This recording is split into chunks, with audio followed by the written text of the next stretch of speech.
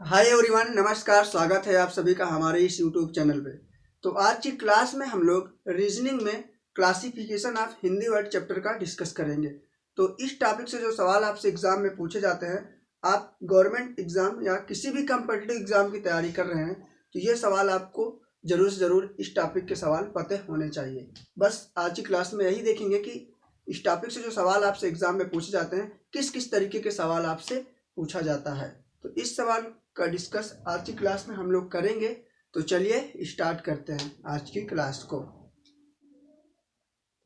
तो चलिए, question number 1 है, घोड़ा, बिल्ली, बकरी और बैल इन चारों में से सबसे भिन्न कौन सा है। तो इन चारों में से जो सबसे भिन्न है वो है बिल्ली। बिल्ली क्यों भिन्न है? क्योंकि बिल्ली शाकाहारी और मांसाहारी दोनों है, जबकि इन तीनों सिर्फ शाकाहारी हैं। ठीक है, अब देखेंगे क्वेश्चन नंबर दूसरे को।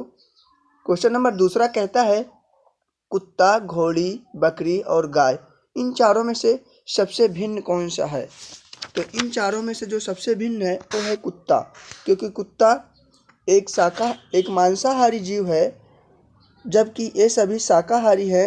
और दूसरी तरीके से आप इसको देख सकते हैं, कुत्ता पुल्लिंग के अंतर्गत आता है, जबकि इन तीनों स्त्रीलिंग के अंतर्गत आते हैं।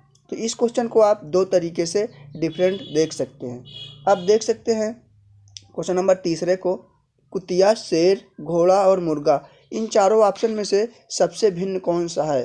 तो इन चारों में से जो सबसे भिन्न है वो है कुतिया। ठीक है, क्योंकि कुतिया स्त्रीलिंग के अंतर्गत आती है, जबकि इन तीनों पुल्लिंग के अंतर्गत आते हैं। ठीक है, अब हम लोग बात करेंगे चौथे नंबर क्वेश्चन की, गाय, बकरी, भैंस और मुर्गी इन चारों में से सबसे भिन्न कौन सा है।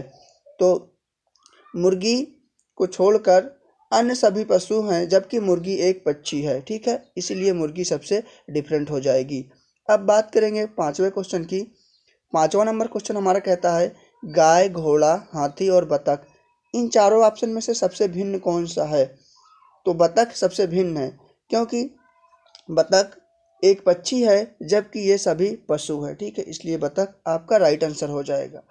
तो इस तरीके के सवाल आपको ज़रूर से ज़रूर पता होना चाहिए यदि आप किसी भी कम्पिटिटिव एग्ज़ाम की तैयारी करते हैं तो। ठीक है, ये जो रीजनिंग की टॉपिक की हमने बात किया, ये हिंदी शब्दों का वर्गीकरण, अगर अंग्रेजी में बात करें तो इसको कहते हैं क्लासिफिकेशन ऑफ हिंदी वर्ड। ठीक है, तो इसी तरीके की वीडियो देखने के लिए हमारे चैनल को ज़रूर से ज़रूर सब्सक्राइब करें, बेल आइकन को प्रेस करके ऑल नोटिफिकेशन में रखें, ताकि इसी तरह के हेल्पफुल वीडियो आपको मिलती रहे।